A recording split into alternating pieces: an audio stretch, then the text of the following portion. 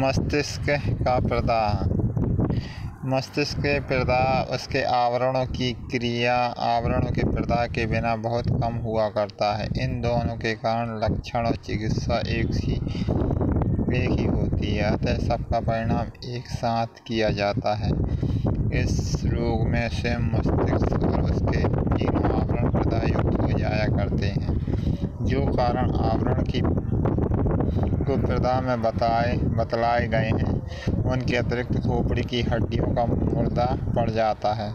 नाक कान की हड्डियां के रोग का मस्तिष्क की ओर फैल जाना, रक्त का विषैला हो जाना, फुफ्फुसों का प्रदाह, मलमूत्र का बंद होना, इसके विष का रक्त द्वारा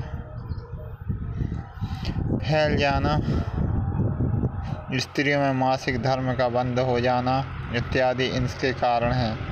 यदि मस्तिष्क के आवरण को प्रदाह के कारण मस्तिष्क में प्रदाह हुई हो तो प्रथम आवरण की आवश्यकता के लक्षण प्रकट हुआ करते हैं,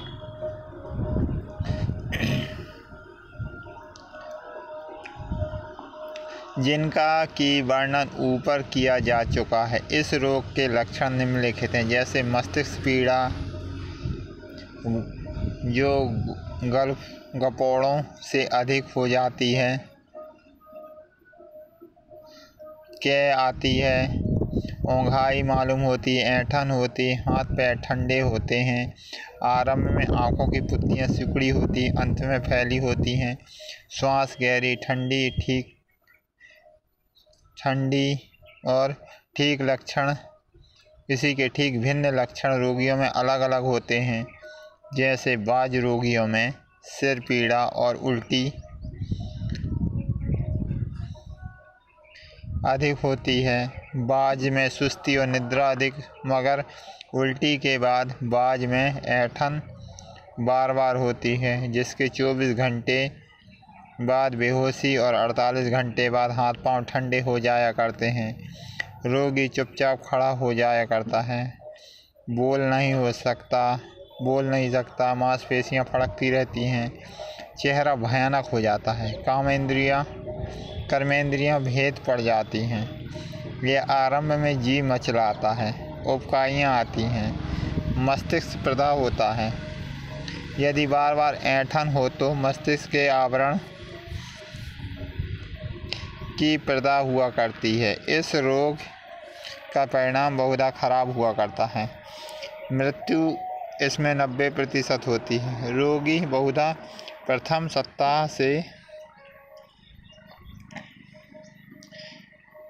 कभी दूसरे या तीसरे सप्ताह में, हद चौथे सप्ताह में मर जाता है। कभी कभी यह क्षय रोगी उन्माद में बदल जाता है, परंतु इलेक्ट्रोहोम्योपैथी चिकित्सा से अधिक सफलता की आशा की जा सकती है। इसकी चिकित्सा भी उसी प्रकार की जानी चाहिए इसके आवरण के प्रदाह में बताई गई है। S1 तृतीय डाइल्यूशन को भी मिक्सचर में A3 के स्थान पर मिलाना चाहिए। मस्तिष्क पर A2C5 सफ़ेद बिजली का कंप्रेस हर समय रखना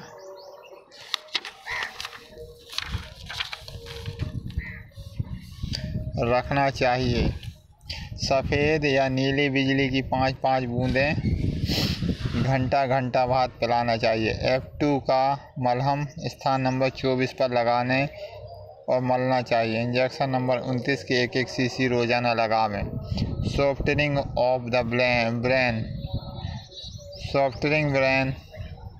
यानी मस्तिष्क का नरम पड़ जाना। सॉफ्टनिंग ब्रेन यानी मस्तिष्क का नरम पड़ जाने से रोगी बहुधा वृद्ध और निर्बल मनुष्यों में हुआ करता है। युवकों में इसका कारण मस्तिष्क में गाय का पड़ जाना होता था। बहुत समय तक मस्तिष्क में कठिन परिश्रम करना पड़ता है। इसके लक्षण हैं: मस्तिष्क में थोड़ा बहुत दर्द रहना, विशेषकर सिर दर्द, नेत्रों के सामने अंधकार आ जाना, होश हवास में भेद पड़ जाना, रोगी के बच्चों की सी बातें करना, हिम्मत और चिड़चिड़ा हो जाना, थोड़ी सी कष्ट में रो पड़ना, हाथ पैर में चींटी रेंगती हुई मालूम होना, कभी कभी कड़ापन मालूम होना, सुन्न हो जाना, भोजन के उपरांत ऊँघते रहना इत्यादि। यह रोग वृद्धावस्था के कारण होता है। जो रोगी की आरंभ से एक हवादार कमरे में रखे हुए किसी प्रकार के शोक या चिंता न होने दें। वृद्धावस्था हल्के बलिष्ठ भोजन जैसे दूध और खिचड़ी आदि खिलावें। मस्तिष्क को थोड़ा ऊंचा और शरीर को बराबर गर्म रखें। कब्ज को दूर करने के लिए लसीटिवो की 10 गोलियां और 20 गोलियां तक ले सकते हैं। थोड़े से शहद से घोलकर एक बार शाम के समय भोजन के पूर्व अथवा दिन भर में कई बार थोड़ा थोड़ा करके खिलावें। चिकित्सा A1 और C1 का तृतीय एवं S1 का प्रथम डाइल्यूशन पिलाना चाहिए और C5 की एक गोली घंटा बाद खिलाना चाहिए। S1 की 10 गोलियां भोजन के साथ पानी में घोलकर पिलाना चाहिए। नीली और हरी बिजली 5, 6, 7, 17, 18 सिर पर लगाना चाहिए। A2C5S5 सफ़ेद बिजली या नीली बिजली में स्नान बदल कर कराना चाहिए। A2C5 के मलहन की मालिश मस्तिष्क पर करना चाहिए। F2 का मलहन स्थान नंबर 24 पर लगाना चाहिए। हरी या नीली बिजली के कंप्रेस मस्तिष्क पर लगाना चाहिए।